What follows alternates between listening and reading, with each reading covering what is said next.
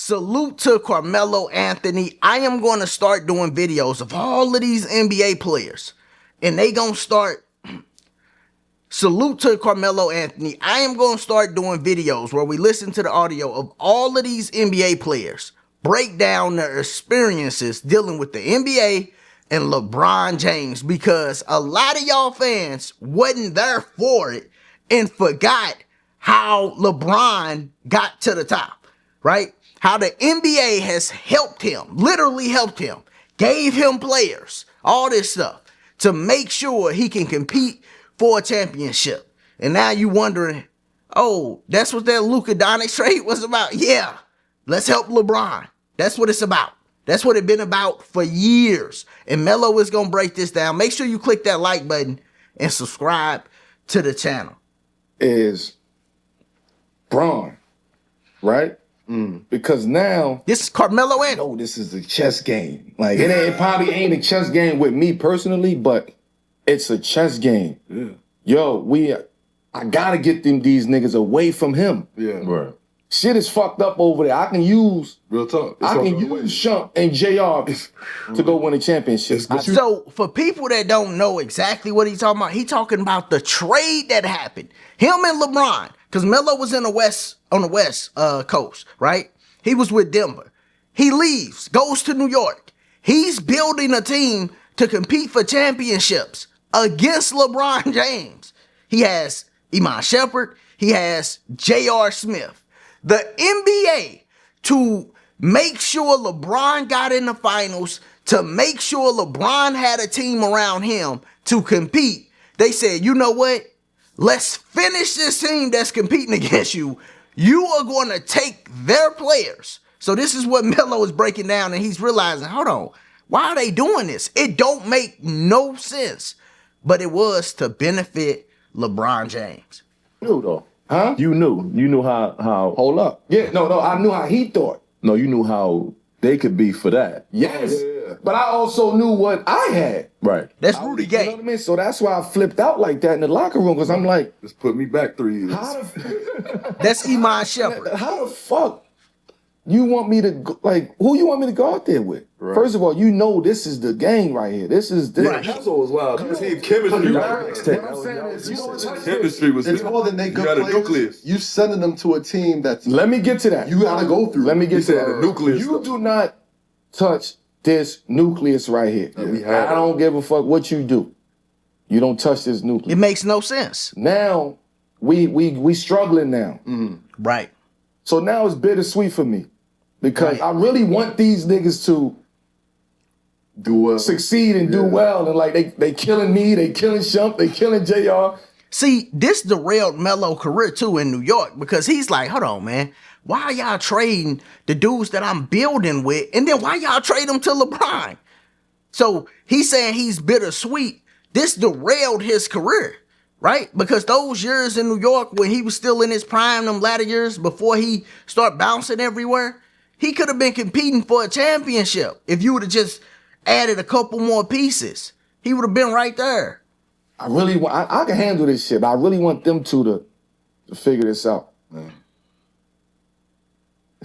When they made the trade, these niggas was walking around in the locker. You know how Memphis locker, you know Nasty.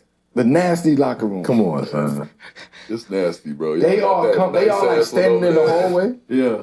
listening through the walls though. I'll come out, everybody scattered back to. Everybody scattered, coaches scattered back there, boo. That's They funny. was like, yo, bring Melo on here, man. Bring Melo on here, man. I said, yo, y'all niggas can't say shit to me.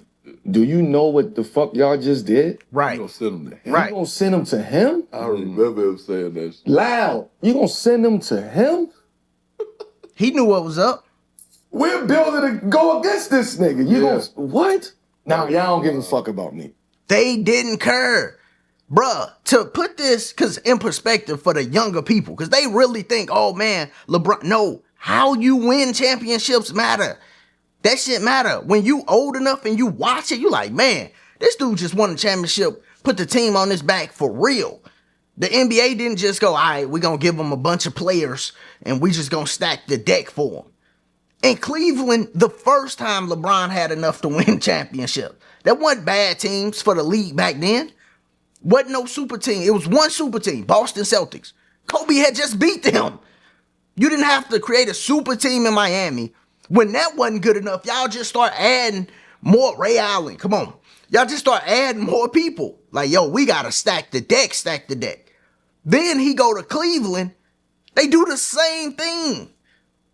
Not only did he have Kyrie Irving, not only did they do a crazy trade to get Kevin Love, who was double-double machine at the time. He 20 and 10 down, playing in the post. He couldn't play in the post with LeBron because LeBron is a pick and roll guy. So you basically just got to sit on the outside and play off of him. But they get Kevin Love. They get Kyrie Irving. That ain't enough. He like, yo, no, I need more. So the NBA go, oh, you need more? Who do you want? Give me him. Yeah, Iman Shumpert and J.R. Smith. Hold on, but you competing against the Knicks. Why does this trade make sense? Well, it really don't, but I just need more.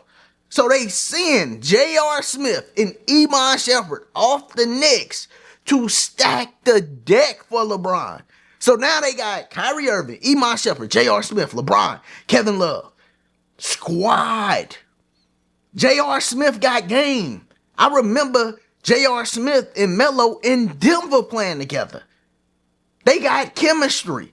J.R. Smith wasn't a part of this conversation, but that's Melo, that's J.R. Smith. They boys. They've been playing together since Denver, battling Kobe. J.R. Smith is nice. And when he was younger, he'd jump up, dunk the ball nasty. He had hops, he had some bunnies. He was nice. I remember them battling in Denver. And then they go to New York and battle some more. Why make this trade? That's all I'm saying.